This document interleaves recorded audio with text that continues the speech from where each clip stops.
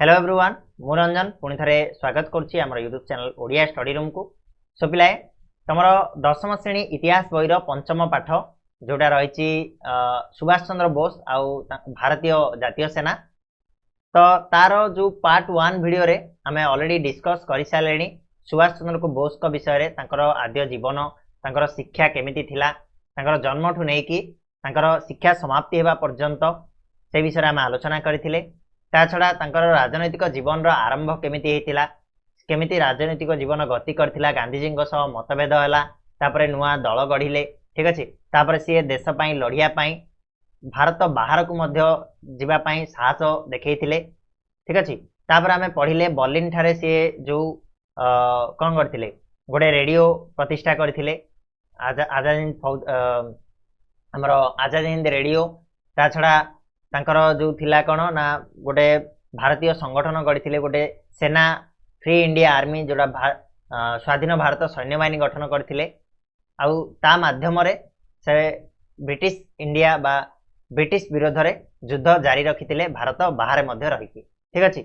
तो ये रहिबो पार्ट 2 वीडियो जोठी आमे आलोचना करिबा आजाद हिंद फौज गठन विषय रे से केमिति आजाद हिंद फौज गठन करथिले आउ आजाद हिंद फौजर कौन कौन सबू भूमिका थिला कौन कौन सबू कार्यधारा थिला से विषय आम आलोचना करिबा आ एथिरे सुभाष चंद्र बोस कर भूमिका गुरुत्वपूर्ण थिला से विषय मध्ये आलोचना करिबा।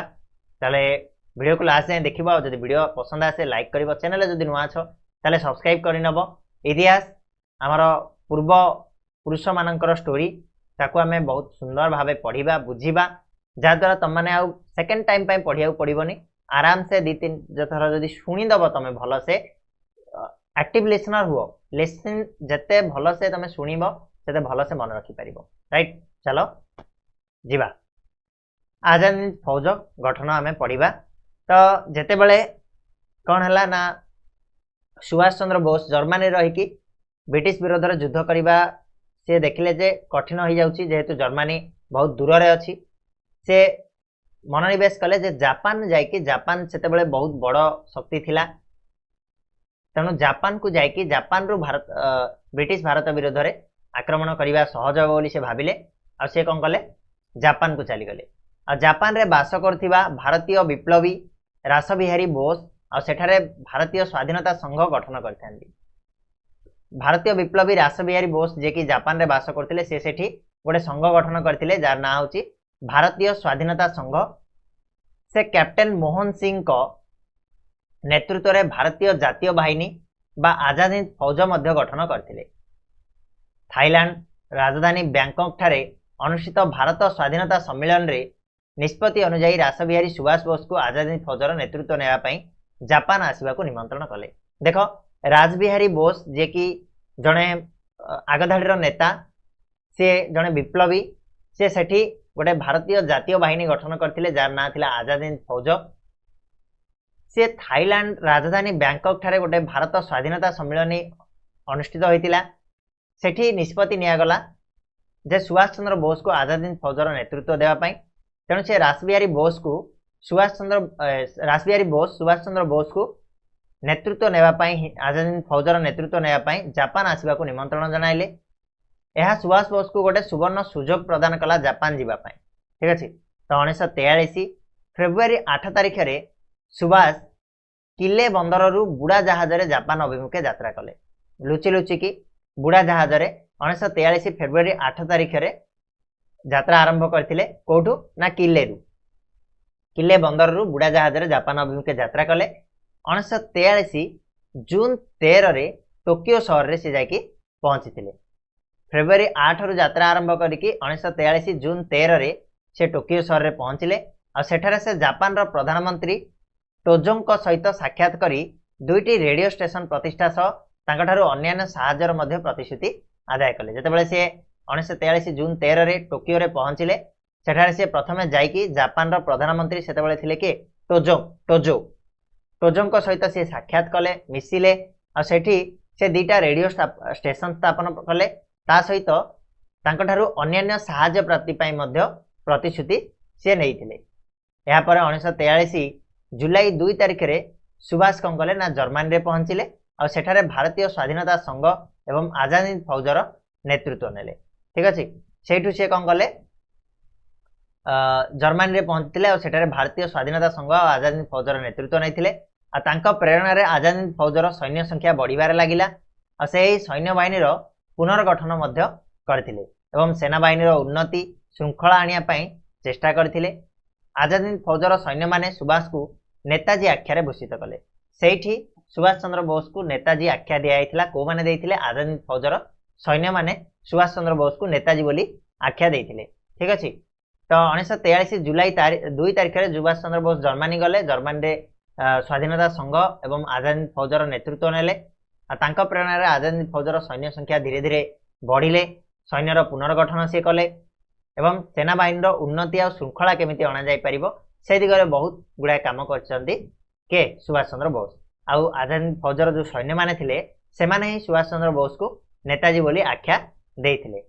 सुभाष चंद्र बोस आजाद हिंद फौज को 4टी योद्धा बाहिनी बा ब्रिगेड रे विभक्त करथिले 4टा योद्धा बाहिनी बा 4टा ब्रिगेड रे विभक्त कले सुभाष चंद्र बोस एई आजाद हिंद फौज को सेगुडी कहला गांधी ब्रिगेड नेहरू ब्रिगेड आजाद ब्रिगेड आ स्वतंत्र महिला शाखा झांसी राणी ब्रिगेड ठीक अच्छे 4टा ब्रिगेड देले से 4टा ब्रिगेड रो ना इंपोर्टेंट मन रखियो पिला माने गोटे हला गांधी ब्रिगेड नेहरू ब्रिगेड आजाद ब्रिगेड आ गोटे हला स्वतंत्र महिला शाखा जोटा कि झांसी राणी ब्रिगेड बोली ना देथिले जोटी केवल महिला माने रहिबे महिला सैनिक माने रहिबे।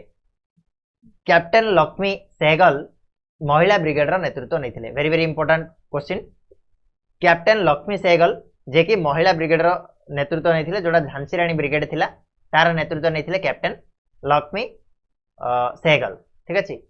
आ गोटे जानिबा जिनस जे भारत सरकार पक्षरु कैप्टन लक्ष्मी सहगल को 1998 पद्मभूषण सम्मान प्रदान कराइथिला से 2012 जुलाई 23 रे 97 वर्ष बयस रे कानपुर हॉस्पिटल रे मृत्युवरण कले केबे 2012 जुलाई 23 तारिख रे 97 वर्ष बयस रे कानपुर रो हॉस्पिटल रे से मर जाइथिले माने ई 2012 पर्यंत से जन्म माने बंची थिले जेतेबेले कि 97 वर्ष तांको हेतिला बहुत साहसी महिला थिले जे कि महिला ब्रिगेड रो नेतृत्व नैथिले कैप्टन लक्ष्मी सहगल 1998 तांको पद्मभूषण मध्य दिया ये थिला आजाद हिंद फौज जाको गठन करथिले रासबिहारी बोस आ जार नेतृत्व नैथिले सुभाष चंद्र बोस ठीक अछि।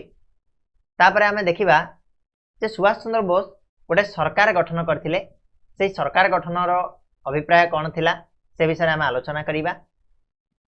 परवर्ती समय नेताजी आयरलैंड रो अस्थायी सरकार अनुकरण रे 1943 अक्टोबर 21 रे सिंगापुर ठारे आजाद हिंद सरकार गठन करथिले मन रखियो पिला माने very very important point 1943 October 21 रे सिंगापुर ठारे गोटे आजाद हिंद सरकार गठन करथिले के Netaji Subhash Chandra Bose. Japan Germany Italy Myanmar Thailand चीन फिलीपाइंस मंचूरिया यही सरकार को स्वीकृति यही सरकार को स्वीकृति मध्य देइथिले जो सिंगापुर रे गोटे आजाद हिंद सरकार गठन करागला यही सरकार को माने स्वीकृति देले Japan Germany Italy Myanmar Thailand चीन फिलीपाइंस एभलिया बड़ बड़ देश गुड़ाक मध्य स्वीकृति प्रदान करथिले। सुभाष बोस हेले यही सरकार रो कर्णधार प्रथम प्रधानमंत्री तथा प्रधान सेनापति यही जो सरकार रो प्रथम प्रधानमंत्री किए थिले सुभाष चंद्र बोस यही सरकार को गठन करथिले सुभाष चंद्र बोस आ यार सेनापति मध्य थिले के सुभाष चंद्र बोस। बहिर्देश विभाग युद्ध विभाग तांको अधीन रहिला आ एई जो सरकार रे बहिर्देश विभाग और युद्ध विभागटा तांको अधीन रहितिला। सुभाष का सहित एई सरकारक मंत्रिमंडल रे अन्य 10 जन सभ्य रहितिले से भितरु भारत माटीरु इंग्रेज सरकार को विताड़ित करी स्वाधीन भारत प्रतिष्ठा लक्ष्य रे सामरिक संग्राम करिबा अस्थायी सरकारक मुख्य उद्देश्य थिला ठीक अछि। ए जो अस्थायी सरकार तैयारी करथिले सुभाष चंद्र बोस एथिरे तांको समेत आउ 10 जन सभ्य थिले जार मुख्य उद्देश्य कौन थिला जे भारत माटीरु इंग्रेज सरकार को केमिति आमे विताड़ित करिबा सेटा थिला मुख्य लक्ष्य। तो एठी पॉइंट कौन तमे पाइलो ना 1943 अक्टोबर 21 रे सिंगापुर ठारे आजाद हिंद सरकार गठन करथिले किए गठन करथिले सुभाष चंद्र बोस याको को माने सब स्वीकृति प्रदान कले ना जर्मनी इटाली म्यांमार थाईलैंड चीन फिलीपाइंस और मंचूरिया याको स्वीकृति प्रदान करथिले। आ एही सरकार रो प्रधानमंत्री प्रथम प्रधानमंत्री कर्णधार तछड़ा सेनापति जदि आमे कहिबा ताले सुभाष चंद्र बोस थिले। आ एही सरकार रे से बहिर्देश विभाग आउ युद्ध विभाग तांको अधीन रखिथिले ठीक अच्छे एतिक जिनस पॉइंट रे मन रखिबो यार मूल लक्ष्य कौन थिला जे भारत माटी इंग्रेज मानक विताड़ित करबा यही सरकार मूल लक्ष्य थिला। आ गोटे नेक्स्ट आसीबा पिला माने आजाद हिंद सरकार प्रतिष्ठा करी सुभाष भारत रे इंग्रेज सरकार विरोध में युद्ध घोषणा कले। से कहिथिले दिल्ली रो पथ हला स्वाधीनतार पथ। तांकर चरम आह्वान थिला तुमे मते रक्त दियो मु तुमको स्वाधीनता देवी। एटा घरे घरे परिचित। आज मध्य लोक माने सुभाष चंद्र बोस को एई जो डाकरा पाई मन रखिचंती।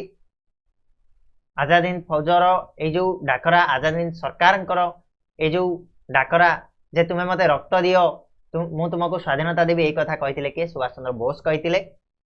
या द्वारा भारतीय जनसाधारण को से कही जे तुम माने मते साहाय्य करिवो ताले मु तुमको आनिकी स्वाधीनता प्रदान कर देबी। माने मरिया पाई जदि न डरिवो ताले स्वाधीनता आम निकट रे अछि मु तुम मानको आनिकी सेही स्वाधीनता देबी। ठीक अछि एक कथा किए कहिथिले सुभाष चंद्र बोस कहिथिले। आउ से कहिथिले जे दिल्ली रो पथ हला स्वाधीनतार पथ। जदि आमे दिल्ली को पहुंची परिबा ताले आमे स्वाधीनता पाई परिबा। ठीक अछि नेक्स्ट पिले भारत अभियान विषय आमे पढिबा। वर्तमान सुधा एई सब जिनिस जहा से करूथिले भारत बाहर रहि के करूथिले। वर्तमान भारत अभियान केमिति आजाद हिंद फौज भारत रे पहुंची थिला भारत रे केमिति काम करथिला से विषय आमे आलोचना करिबा। भारत अभियान रे देखो सुभाष बोस को नेतृत्व रे आजाद हिंद फौज भारत अभियान आरंभ कला। भारत को जीवा पई आरंभ होला।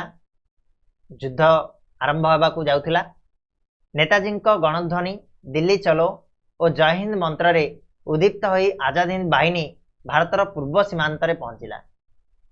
पूर्व सीमांत रे जाइकी पहुंचीला भारतर किए आजाद हिंद बाहिनी। नेताजी जो गणध्वनि थिला दिल्ली चलो और जय हिंद यही मंत्र रे निजको उद्दीपित कराइकी आजाद हिंद फौज आजाद हिंद बाहिनी भारतर पूर्व सीमा रे पहुंचिला। ए मध्यरे नेताजी 1943 नवेम्बर 6 तारिख रे जापान सरकार अनुष्ठानिक भाव में अंडमान और निकोबर द्वीपपुंजर दायित्व ग्रहण करथिले एवं उक्त द्वीपद्वय को यथाक्रमे शहीद और स्वराज्य द्वीप भाव नामित करथिले। ए जो अंडमान और निकोबर द्वीपपुंज दायित्व किए देइथिला जापान सरकार अनुष्ठानिक भाव में क्या देइथिले ना नेताजी सुभाष चंद्र बोस को देइथिले। केबे 1943 नवेम्बर 6 तारिख रे मन रखिबा पिला माने नवेम्बर 6 तारिख 1943 मसिया रे जापान सरकार अनुष्ठानिक भाव में अंडमान और निकोबर द्वीपपुंजर दायित्व देइथिले काकू सुभाष चंद्र बोस को। आ सुभाष चंद्र बोस एई द्वीप दुईटी को नामकरण करथिले। गोटे हला शहीद द्वीप आ गोटे हला स्वराज्य द्वीप भाव में। ठीक अछि 1944 मसिया एप्रिल मासरे आजाद हिंद फौज तत्कालीन ब्रह्मदेश जोटा कि म्यांमार वर्तमान म्यांमार सेते बेले ब्रह्मदेश भाव में जनाशुना थिला पारी होई मणिपुर राज्य रे प्रवेश करथिले एवं कोहिमा दखल करी सेठारे भारतीय पताका उत्तोलन करिया परे मणिपुर राजधानी इम्फाल दखल करिया पय अग्रसर होइथिले। देखो भारतीय लोक हेले मध्य जेहेतु भारत आमर पराधीन थिला भारत इंग्रेज हाथ रे थिला तो भारत को आक्रमण करिकी भारत को अधीनत्व करिबा भारत को स्वाधीन करिबा मूल लक्ष्य थिला ये आजाद हिंद फौजर। तेणु 1944 मसीहा एप्रिल मासरे आजाद हिंद फौज सेते बेलर ब्रह्मदेश माने एबेकार जो म्यांमार से म्यांमार पारी हेकी मणिपुर राज्य रे जाकी पहुंचिला जोटा कि भारतर पूर्व सीमा थिला मणिपुर नागालैंड जानछ ना नै।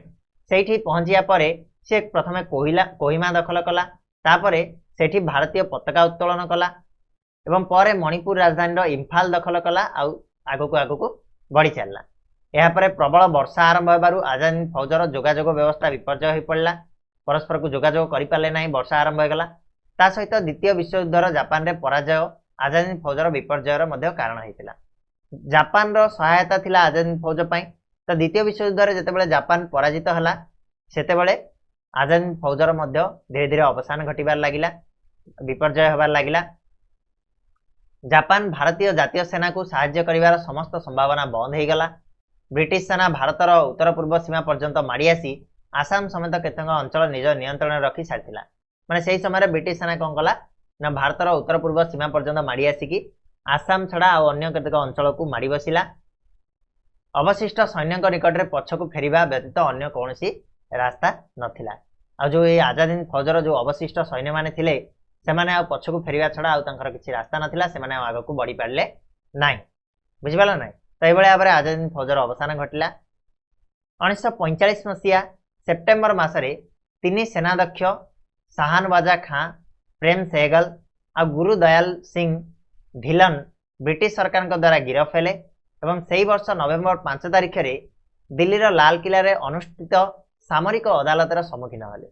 सेमानकु स्वाधीनता संग्रामी भाव अभिहित करी भारतीय माने सेमानक गिरफ आ विचार विरोध रे समग्र देश में विक्षोभ शोभायात्रा और हड़ताल आरंभ कर तो 1945 मसीह सेप्टेम्बर मसरे 3 जन सेनाध्यक्ष जे थिले शाहनवाज खां, प्रेम सेगल आ गुरु दयाल सिंह धिलान ब्रिटिश सरकार द्वारा गिरफ हेले। आ सेही वर्ष सेप्टेम्बर मसरे से गिरफ हेले। नवेम्बर 5 तारिख रे दिल्लीर लाल किला रे गोटे सामरिक अदालत अनुष्ठित होइतिला। सेठी सेमाने सम्मुखित हेले आ सेमानकु स्वाधीनता संग्रामी भाव अभिहित करिकरी भारतीय माने कौन कले सेमानकर गिरफ आ विचार विरोध रे समग्र देश में विक्षोभ शोभायात्रा और हड़ताल संगठित करथिले। समस्त राजनैतिक दल कांग्रेस, मुस्लिम लीग, भारतीय कम्युनिस्ट पार्टी नेतृवृंद तथा जनसाधारण आजाद हिंद फौजर सैन्य माने मुक्ति दाबी कले। भुल्लु भाई देसाई, तेज बहादुर साप्रू, जवाहरलाल नेहरू, आसफ अली प्रमुख आईनजीवी सेमानक सपक्ष रे मकदमा मध्य लड़िथिले। आजाद हिंद फौजर जो कौन सैन्य माने बंदी होइतिले से बंदी मानकु मुक्त करिया पई तांको सपक्ष रे थिले समस्त राजनैतिक दल, कांग्रेस को, मुस्लिम लीग को, भारतीय कम्युनिस्ट पार्टी को समस्त तांको पई एकाठी होइतिले।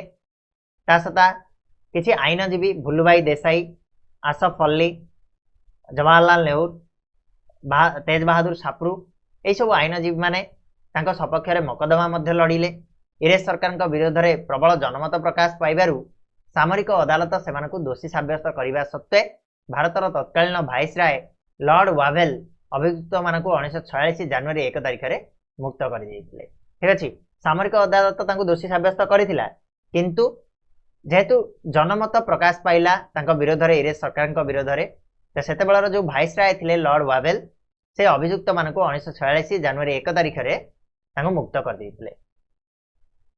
तापरे सुभाष 1945 अगस्ट 18 तारिख रे जापान रो फार्मोजारू टोकियो को जाउथिबा बेले विमान दुर्घटना रे मृत्युवरण करथिबा संवाद प्रकाश पाइथिला। अवश्य एही मृत्यु को अनेक सत्य बोली मन करंती नाही। या पर इंग्रेज सरकार आजाद हिंद फौज को निषिद्ध घोषणा कला।